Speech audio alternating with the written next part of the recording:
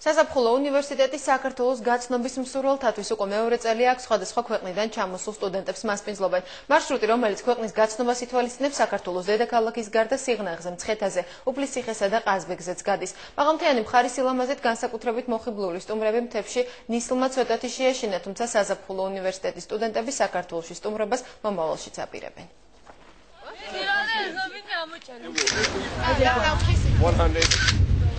ბევრი სამახსოვრო ფოტო იმისთვის, რომ თავიანთ ქვეყნებში დაბრუნებულებმა მეგობრებს შთაბეჭდილებების სრულად გადასცენ.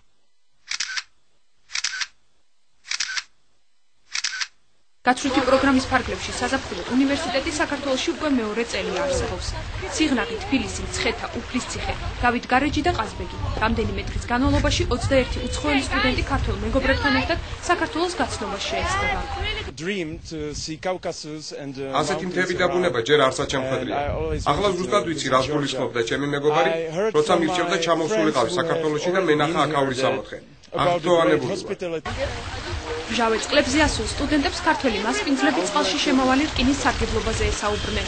თუმცა უცხოელი სტუმრებისთვის მჟავებით შექმნილი მღვიმე უფრო საინტერესო აღმოჩნდა.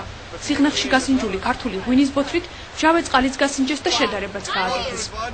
უცნაური გემო აქვს და ძალიან მომწონს. რაღაცით მივამსგავსე ჩემი ქვეყნის მინერალურ წყალს, თუმცა ეს გაცილებით მჟავეა.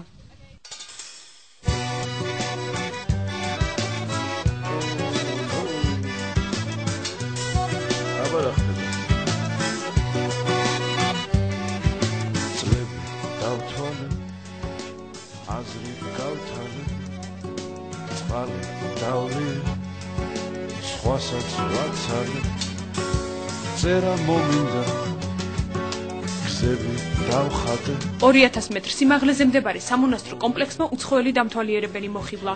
მე-14 საუკუნით დათარიღებული გერგეტის სამების ტაძარი მისლიდან მხოლოდ მას შემდეგ გამოჩნდა, რაც სტუდენტებმა გრძელი ფეხით გაიარეს და ღრუბლებში ამოსვლის ოცნება აისრულეს. ასეთი რამ ჯერ არასოდეს მინახავს. შეხედეთ, ჩვენ ღრუბლებში ვართ. ეს რაღაც მაგიურია, აქაურობა ბუნებრიობით და სილამაზით დიდი ხნით გაჯადოებს. პროექტი ითვალისწინებს როგორც საქართველოს ერთ-ერთი უძველესი და ისტორიის კულტურის მქონე ქვეყნის გაცნობას ევროპელი ახალგაზრდებისთვის, ასევე ქართველი ახალგაზრდებისა და ევროპელი ახალგაზრდების ინტეგრაციას და ამეგობრებას.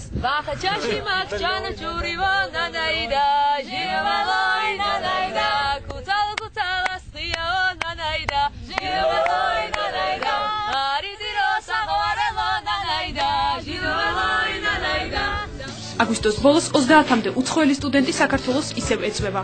მათ შორის შეიძლება ისინიც აღმოჩნდნენ, რომლებისთვისაც საქართველოში გატარებული ერთი კვირა ახალი რომანტიული ურთიერთობის დასაწყისად იქცა.